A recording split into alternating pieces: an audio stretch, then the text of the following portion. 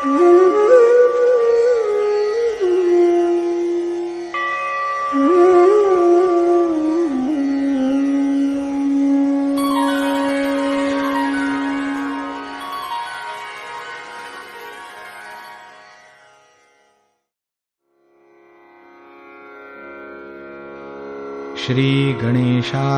नमः।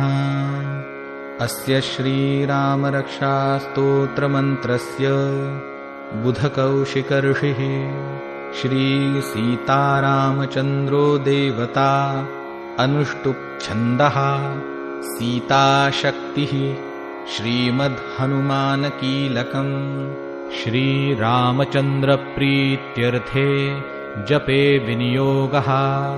अथ ध्यानम्।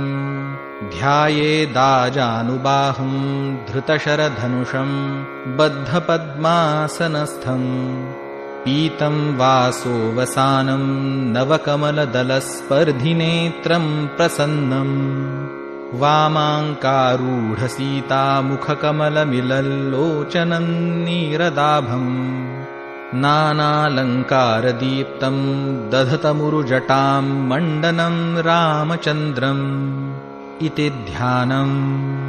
चरितं रघुनाथस्य शतकोटिप्रविस्तरम् एकैकमक्षरं पूसां महापातकनाशनम् ध्यात्वा नीलोत्पलश्यामौ रामौ राजीवलोचनम् जानकी लक्ष्मणोपेतं जटामुकुटमण्डितम् सासितूनधनुर्बाणपाणिन्नक्तं चरान्तकम् स्वलीलया जगत्त्रातुम् आविर्भूतमजं विभुम् रामरक्षां पठे प्राज्ञः पापघ्नीं सर्वकामदां शिरो मे राघवः पातु फालं दशरथात्मजः।